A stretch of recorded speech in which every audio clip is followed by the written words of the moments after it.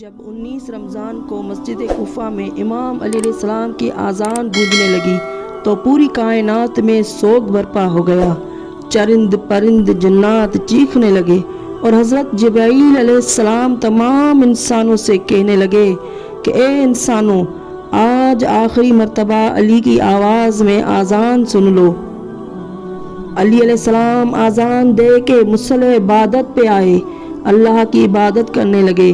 جیسے ہی آپ نے سجدہ کیا تو عبد الرحمن ابن ملجم نے زہر سے ڈوبی ہوئی تلوار امام علی کے سر پہ دے ماری تو بس مسجد کوفہ میں قیامت برپا ہو گئی۔ تمام چاہنے والے سر پیٹنے لگے۔ امام علی علیہ السلام کا مصلی خون سے رنگین ہو گیا۔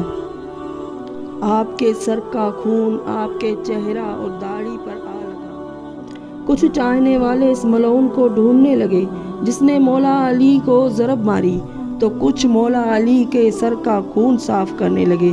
اتنی دیر میں امام علی علیہ السلام نے فرمایا کہ اے حسن، یہ نماز فجر کا وقت ہے، پہلے نماز مکمل کراؤ۔ امام حسن علیہ السلام نے نماز پڑھائی اور مسجد میں موجود تمام مسلمانوں نے نماز پڑھی۔ جیسے ہی نماز ختم ہوئی تو عبد الرحمن ابن ملجم جس نے مولا علی کے سر پر وار کیا تھا اس کو پکڑ کر امام کی خدمت میں لایا گیا اور کچھ چاہنے والے شہد کا شربت بنا کے امام کے پاس لے آئے۔ جیسے ہی امام علی علیہ السلام نے اپنے قاتل کے چہرے پہ خوف دیکھا تو اپنے چاہنے والوں سے فرمانے لگے کہ اس شربت کی ضرورت مجھے نہیں، میرے قاتل کو ہے، یہ شربت اسے پلا دو۔ اور دیکھو، اس نے مجھ پر ایک وار کیا ہے، اس پہ بھی ایک ہی وار کرنا، اور اگر یہ زندہ بچ جائے تو اسے آزاد کر دینا۔ دیکھو، اگر یہ اس وار سے مر جائے تو اس کے جسم کے اعضاء نہ کاٹنا۔ اللہ کے رسول محمد مصطفیٰ صلی اللہ علیہ وآلہ وسلم سے سنا ہے کہ اللہ کے نزدیک سب سے بدترین انسان وہ ہے جو مرے ہوئے انسان کے جسم کے حصے کو کاٹتا ہے۔ بس آپ یہ فرمانے لگے، چاہنے والے آپ کے عدل و انصاف کو دیکھ کے رونے لگے۔ پھر آپ نے فرمایا، حسن، حسین، عباس، چلو مجھے اپنے گھر لے چلو۔ جیسے ہی آپ اپنے بیٹوں کے سہارے گھر کے نزدیک پہنچے تو فرماتے ہیں، عباس، چاہنے والوں کو بولو کہ سب واپس چلے جائیں۔ تو کسی نے عرض کیا، یا امیر المومنین، یہ سب آپ کے چاہنے والے ہیں، اس حالت میں آپ کو کیسے چھوڑ کر چلے جائیں؟ امام علی نے فرمایا، کیونکہ میری ضربت کی خبر مجھ سے پہلے میرے گھر پہنچ چکی ہے اور میری بیٹیاں زور زور سے رو رہی ہے۔ میں نہیں چاہتا کہ میری بیٹیوں کا آواز میرے چاہنے والوں کے کانوں تک پہنچے۔ بس تمام چاہنے والے وہیں رک گئے اور امام علی علیہ السلام گھر تشریف لائے۔ تمام بیبیاں رونے لگیں۔ امام علی نے سب کو دلاسا دیتے ہوئے فرمایا کہ مجھ سے میرے بھائی اللہ کے رسول محمد مصطفیٰ صلی اللہ علیہ وآلہ وسلم مجھ سے پہلے ہی فرما چکے ہیں کہ اے علی، میری امت تجھے رمضان کے مہینے میں مسجد میں ضرب مارے گی اور تیرے سر کے خون سے تیری داڑھی رنگین ہو جائے گی۔ یہ وقت صبر کا ہے۔ آپ کو بستر پر لٹایا گیا۔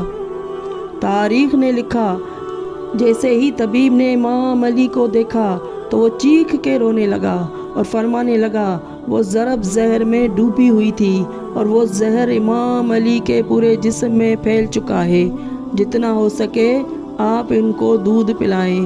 بس جیسے ہی خبر کوفے کی گلیوں تک پہنچی تو کوفے کے یتیم بچے اپنے اپنے حصے کا دودھ لے کے امام علی کے گھر پہ آئے اور بآواز بلند کہتے ہیں، یا حسن، یہ ہمارے حصے کا دودھ ہمارے مولا کو پلائیں، ہم ایک دفعہ یتیم ہو چکے ہیں، دوبارہ یتیم نہیں ہونا چاہتے۔ امام علی علیہ السلام کو بستر شہادت پر بھی مسلسل اللہ کا ذکر کرتے رہے۔ بس جیسے ہی 19 کا دن ختم ہوا، 20 رمضان کی رات آئی، آپ فرمانے لگے، میرے ہجرے میں اب کوئی نہ آئے، کیونکہ پوری دنیا کے جنات اور فرشتے مجھ سے ملنے آ رہے ہیں۔ اور پھر جیسے ہی 20 رمضان کا سورج طلوع ہوا، آپ امام حسن سے فرمانے لگے، اے حسن جاؤ، میرے تمام چاہنے والوں سے کہو کہ اپنے امام کا آخری دیدار کر لے۔ آپ کے چاہنے والے جیسے ہی آپ کے گھر پہنچے، دیکھا کہ آپ کا چہرہ زہر کے پھیلنے کی وجہ سے پورا زرد ہو چکا ہے۔ سب رونے لگے۔ امام علی علیہ السلام نے فرمایا کہ پوچھو جو کچھ پوچھنا چاہتے ہو، کیونکہ میں علی زمین کے راستوں سے زیادہ آسمان کے راستوں سے واقف ہوں۔ پوچھ لو، جب پچھتاؤ گے کہ کاش کچھ اور پوچھ لیتے۔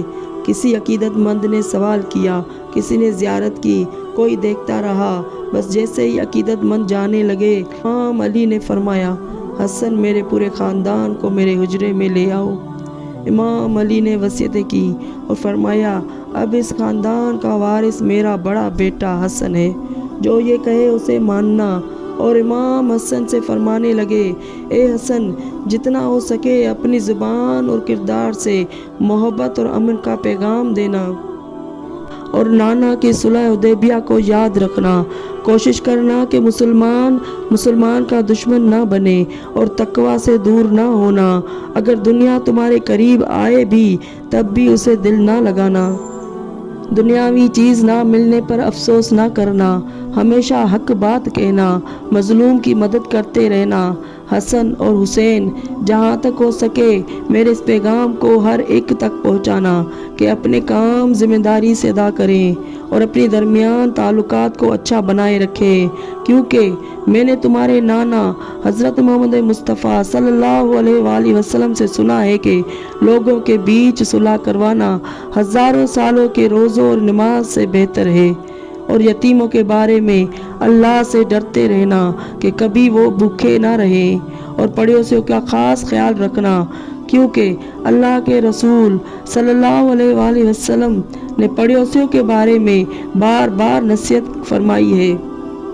اور قرآن کو سمجھنے اور اس پر عمل کرنے میں دیر نہ کرنا، ایسا نہ ہو کہ دوسرے قرآن کو سمجھ کر تم پر حکومت کرنے لگے۔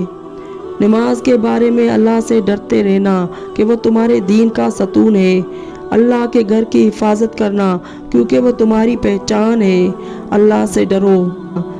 سارے عبد المطلب کی اولاد کو خبر کر دو کہ اگر اس ضرب سے میری شہادت ہو جائے تو اسے بھی صرف ایک ہی ضرب مارنا، اگر وہ بچ جائے تو اسے آزاد کر دینا، اگر وہ مر جائے تو اس کے جسم کے ٹکڑے ہرگز نہ کرنا، اس کے جسم کی بے حرمتی نہ کرنا، کیونکہ میں نے اللہ کے رسول محمد مصطفیٰ صلی اللہ علیہ وآلہ وسلم سے سنا ہے کہ زمین کا بدترین عمل یہ ہے کہ کسی مرے ہوئے کے اعضائے جسم کاٹے جائیں۔ حسن، میرے جنازے میں کسی کو شریک نہ کرنا، پیچھے سے تم اٹھانا، آگے سے جبرائیل اور میکائیل اٹھائیں گے، اور اسی کو ایک اونٹنی پر رکھ دینا۔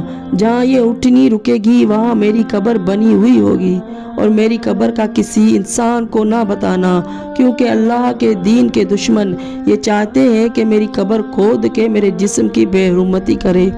اب حضرت عباس کو دیکھ کر فرمانے لگے، اے عباس، تم کو میں نے کربلا کے لیے اللہ سے مانگا ہے، آج سے حسین تمہارا آقا ہے، ان کے غلام بن کے رہنا۔ پھر امام حسین علیہ السلام کو دیکھا، پھر رو کر فرمانے لگے، اے حسین، تیری شہادت کی خبر تیرے نانا نے تیری آمد کے وقت ہی سنا دی تھی۔ تجھے 3 دن کا بھوکا پیاسا کربلا کے میدان میں شہید کیا جائے گا، تیرے بچوں کو، ساتھیوں کو بے دردی سے مارا جائے گا۔ حسین، تیری شہادت کے بعد میری بیٹیوں کو، تیری بہنوں کو رسیوں میں اسیر کر کے قید کیا جائے گا اور کوفہ اور شام میں پھرایا جائے گا۔ حسین، اللہ کے دین کے لیے صبر کرنا، اور جب وقت آخر آئے تو اپنی بہن اور بیٹیوں کو یہ نصیحت کرنا کہ اسلام کے لیے صبر کرتے رہیں اور قدم قدم پہ گواہی دیتی رہیں کہ اللہ کے سوا کوئی عبادت کے لائق نہیں ہے، اور ان کے نانا رسول خدا صلی اللہ علیہ وآلہ وسلم رسول برحق ہے۔ بس اتنی دیر میں آپ فرمانے لگے، السلام علیکہ یا رسول اللہ۔ بس سارا خاندان چیخ کے رونے لگا اور کہنے لگا، اے میرے آقا، کیا ہمارے بیچ اللہ کے رسول موجود ہے؟ امام علیہ السلام مسکرا کر بولے، ہاں، اللہ کے محبوب اور تمہاری ماں فاطمۃ الزہرا سلام اللہ علیہا مجھے لینے آئے ہیں۔ اور یوں امام علیہ السلام نے اپنی آنکھیں بند کر لیں۔ اللہم صلی علی محمد و آل محمد وعجل فرجہم اجمعین۔